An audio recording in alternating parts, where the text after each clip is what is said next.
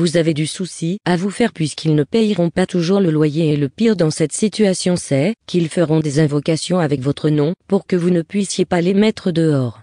Il faudra que Dieu vous aide pour que vous puissiez vous débarrasser de ce genre de personnes. Ils ne voudront pas travailler, non. Ils passeront leur temps à aller par-ci par-là quémander ou s'engager dans des prêts qu'ils ne rembourseront au reste jamais.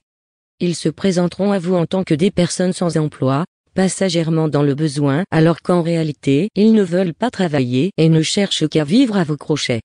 Ce sont des parasites à fuir. Sachez que Dieu déteste les paresseux. La Bible dit, dans 2 Thessaloniciens 3, 10, que « Si quelqu'un ne veut pas travailler, qu'il ne mange pas non plus. Dieu lui-même travaille de jour comme de nuit. » Ce qui veut dire que tous ceux qui font le choix d'exploiter les autres relèvent des forces du diable.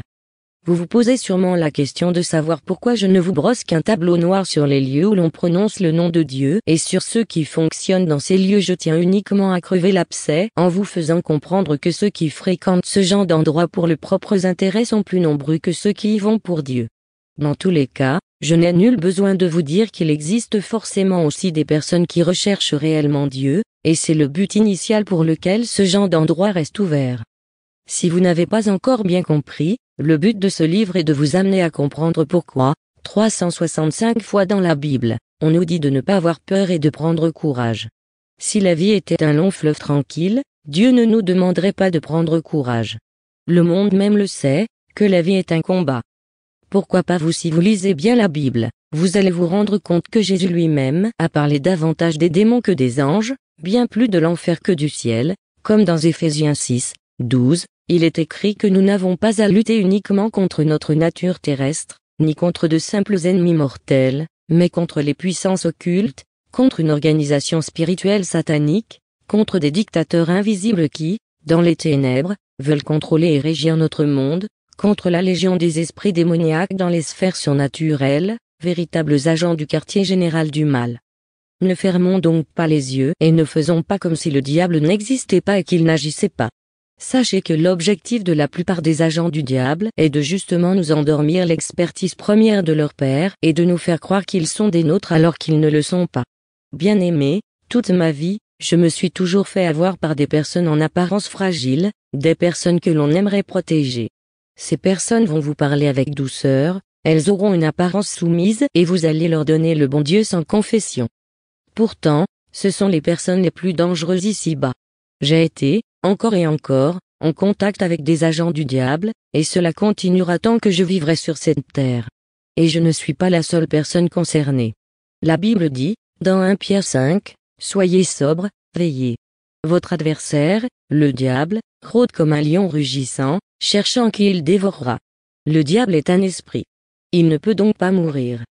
Tant que l'enfer ne sera pas ouvert et que Jésus ne l'y aura pas envoyé, il continuera à exercer son ministère, qui consiste à dérober, égorger et détruire, Jean 10, 10, et, comme je vous l'ai déjà dit, sa cible première est le chrétien.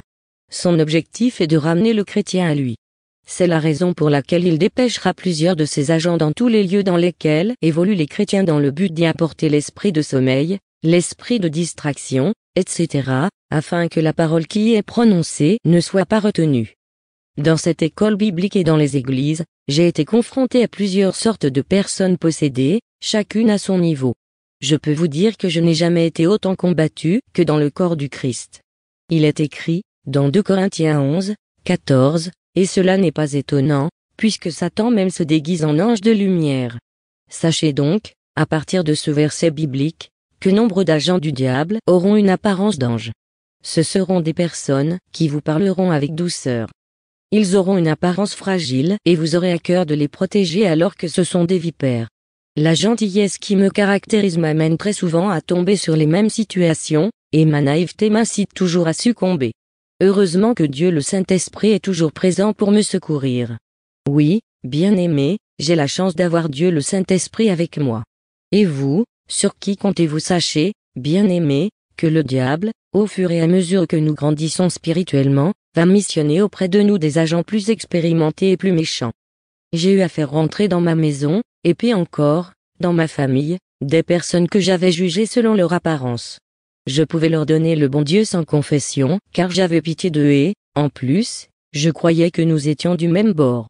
Or ces personnes, une fois chez moi, s'étaient révélées des vipères et avaient commencé à monter mes proches contre moi. Dès leur arrivée, nous n'avions plus la paix. Dans tous les cas, vous savez tous que Jésus seul peut donner la paix, contrairement au diable, qui est le spécialiste de la zizanie. Ceux qui œuvrent donc pour lui, une fois qu'ils réussissent à rentrer dans vos familles, vont y susciter des bagarres, des médisances, des séparations et bien d'autres choses de ce genre. Si vous garçons tombent sur ce genre de femmes et nous allons nous focaliser sur les femmes, la première chose qu'elles feront sera de vous séparer de vos fils. Ne croyez pas que ce sera par amour pour vos fils, non. Ce sera uniquement dans le but de les exploiter et, pour finir, de les tuer comme le ferait leur père le diable. Certaines de ces agents du diable passeront leur temps à chercher à savoir ce qui se passe chez le voisin, qu'elles ne chercheront même pas à travailler. C'est leurs maris qui travailleront pour nourrir toute la famille et, malgré leur jeunesse, elles ne chercheront pas à les aider. L'orgueil caractérisant tous les agents du diable, ces femmes ne chercheront pas à faire n'importe quel travail malgré leur niveau intellectuel bas, et je parle de celles qui ne sont pas instruites, leur but premier étant de se croiser les bras et d'exploiter leurs époux. Dans tous les cas et encore une fois, agissant de concert avec leur père le diable, elles seront incapables d'aimer réellement quelqu'un en raison de leur possession avérée. Eh oui, elles sont possessives. Lorsqu'elles réussissent à mettre le grappin sur quelqu'un, il devient le propriété, leurs enfants sont leur propriété, leur époux aussi. C'est ce genre d'épouse qui, une fois chez vous, représentera l'obstacle même à vos efforts vers la réussite. Dans leur nature de sorcières, les sorciers sont généralement pauvres, elles contamineront cette pauvreté à leur mari, voire même à leurs enfants. La Bible dit que les deux, époux et épouse, deviendront une seule et même chair. Leurs âmes étant donc désormais liées, grâce au rapport sexuel, à la progéniture, ces derniers finiront non seulement par hériter de leur sorcellerie mais en prime, de leur pauvreté. Rien n'ira plus. Les époux perdront leurs emplois et deviendront de fil en aiguille des mendiants professionnels. La méchanceté de ces femmes n'a aucune limite et c'est une véritable calamité que de tomber sur ce genre de personnes. Certaines m'ont dit que c'est elles qui ont inventé les querelles, les mensonges et les bagarres. Elles m'ont dit que personne ne peut les battre à leur propre jeu. Je croyais que c'était pour plaisanter, or c'était vrai. Écoutez-moi, seul Jésus peut vous délivrer d'une telle emprise. Elles exerceront sur vous toutes sortes de chantages et, après vous avoir affaibli par des nourritures envoûtées et du sexe ad nauseam, vous serez à leur merci. Comme ce seront des femmes prêtes à tout pour vous retenir, elles auront des enfants de vous. Mais encore une fois, ce seront des enfants contaminés par la sorcellerie. Au début et avec le soutien de la famille de l'époux, elles seront gentilles et les gens de cette famille nourriront même de la compassion pour elles. Vous allez leur offrir plein de vêtements, puisque ce qui caractérise les sorciers, c'est la pauvreté. Néanmoins, elles se dépêcheront de faire des incantations sur ces vêtements contre vous. Les vêtements ayant votre odeur et votre sueur, cela leur suffira pour commencer à saboter votre destinée. Si vous leur donnez de l'argent pour une raison ou pour une autre, elles vont l'utiliser pour vous appauvrir. Vous aurez beau leur faire du bien, cela ne les empêchera pas d'être méchantes à votre encontre. Elles joueront à vos côtés le rôle d'espionnes venues là dans l'objectif de connaître tous vos projets afin d'annihiler vos bénédictions. Le diable est le champion de la manipulation de la pensée, et ses agents agiront de la même façon. Ces femmes vont donc manipuler la pensée de leur époux ou de tous ceux qui sont faibles d'esprit à côté d'elles afin de mieux contrôler la famille. Pendant que vous avez de la compassion pour elles en croyant qu'elles sont vulnérables, elles en profiteront pour vous manipuler afin de mieux vous contrôler.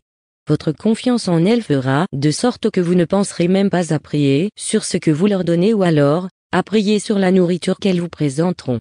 J'ai toujours pensé aider Dieu dans son œuvre par le biais de ma générosité. Du coup, j'ai toujours été naïve alors que Dieu nous demande d'être prudents comme des serpents. Puisque j'ai été confronté à ce genre de situation, je tiens à vous dire que ces échecs répétés n'ont jamais réussi à me détacher de l'objectif que je me suis fixé, à savoir, l'être humain n'arrivera jamais à me rendre mauvaise, et je me tiens à cette résolution. Le propos de ce livre étant de vous parler de ma marche avec Dieu et de toutes les attaques que le diable tente contre moi, je ne vous parlerai que des choses que j'ai vécues. Bien évidemment, j'avais eu une telle personne à côté de moi. Le but de cette personne étant de me nuire, la jalousie dans son cœur l'empêchait d'apprécier tous les efforts que je faisais par amitié pour elle. La Bible dit que la jalousie fait en sorte que la personne jalouse soit furieuse et n'accepte aucune indemnité. Cette personne ne fléchira pas, même si on la couvre de cadeaux, comme il est dit dans Proverbe 6, 35. Le côté gentil en apparence et soumis de cette femme m'avait voilé les yeux jusqu'au jour où j'avais commencé à constater que beaucoup de choses n'allaient plus dans ma vie. Mais comme à mon habitude, je lui accordais le bénéfice du doute, puisqu'elle connaissait la parole de Dieu. Jusqu'au moment où j'avais commencé à remarquer toutes les choses dont je viens de vous parler. La dame n'était pas volage et savait faire la cuisine. Bref, je la voyais avec mon regard physique alors que Dieu sonde les cœurs. Soudainement consciente, en toute connaissance de cause, face à tout ce que j'endurais, je demandais à ce fils de ma famille de s'en séparer. Or si j'avais demandé à ce fils de rompre cette relation, c'était dans l'espoir que cette dame se ferait délivrer. Mais c'était sans compter sur son pouvoir maléfique. Elle avait commencé par dissuader ce pauvre garçon de rester chez moi avant de l'embarquer dans une sordide histoire de fornication jusqu'à tomber enceinte de lui. Comme tous les deux étaient financièrement à l'étroit, j'en eus pitié et, encore une fois, je dus voler à leur secours financièrement. Je vous l'ai dit plus haut, les sorciers aiment s'attaquer au ventre de leurs victimes. Et de fait, cette dame nous faisait la cuisine et était bourrée de talent dans ce domaine.